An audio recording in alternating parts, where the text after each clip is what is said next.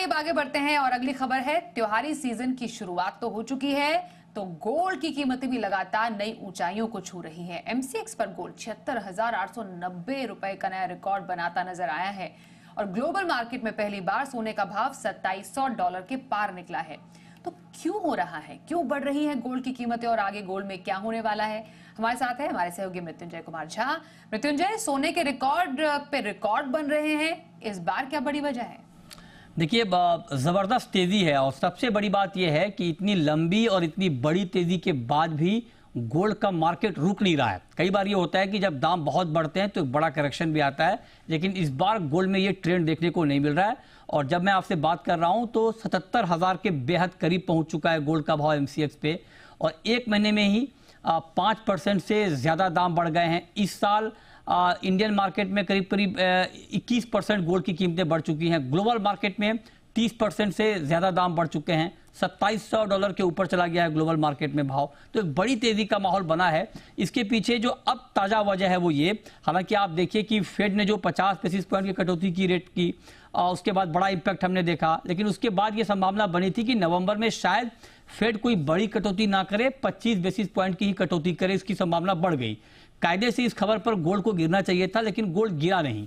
Gold इसलिए नहीं गिरा क्योंकि बेशक फेड कोई बड़ी कटौती ना करे, लेकिन जो दुनिया के बाकी सेंट्रल बैंक हैं अब उनका रुझान रेट कट की तरफ बढ़ रहा है। यूरोपीय सेंट्रल बैंक रेट कट करने वाला है और बैक टू बैक दूसरी बार ये कट होगा। इसके अलावा next month bank of England की मीटिंग है और बैंक ऑफ इंग्लैंड की तरफ से भी रेट कट होने वाली है। तो कुल मिलाकर जो दुनिया के बाकी सेंट्रल बैंक हैं उनका रुझान अब रेट कट पे बढ़ गया है। तो ब्याज दरों का घटना वो गोल्ड के लिए पॉजिटिव होता है। सुरक्षित निवेश के तौर पर गोल्ड की डिमांड लगातार बढ़ रही है। बड़े फंड गोल्ड में एक्टिव हैं, ईटीएफ की बाइंग लगातार हो रही है। और दिलचस्प ये है कि जिस तरह से डिमांड बढ़ रही है उसके मुकाबले सप्लाई नहीं है, माइनिंग कम हो रही है गोल्ड की, तो एक सप्लाई शॉर्टेज वाली स्थिति भी है। सेंट्रल बैंक जो दुनिया भर के हैं वो एक तरफ तो अब रेट कट कर रहे हैं, और अब आप देखिए कि जो सुरक्षित निवेश के तौर पर हम मांग की बात कर रहे हैं, तो जियोपॉलिटिकल टेंशन के फ्रंट पे लगातार इसका प्रीमियम गोल्ड को मिलता रहा है। तो सारे फैक्टर गोल्ड के लिए पॉजिटिव हैं प्राइस के लिहाज से। तो कायदे से जो जितने भी फैक्टर हैं उसके हिसाब से गोल्ड में अभी और तेजी की संभावना बन रही है। और कुछ एक्सपर्ट तो कह रहे हैं कि 2900 साढ़े $2900 तक भी गोल्ड चला जाएगा। मतलब यहां से करीब करीब $250 की तेजी की संभावना ग्लोबल मार्केट में जताई जा रही है।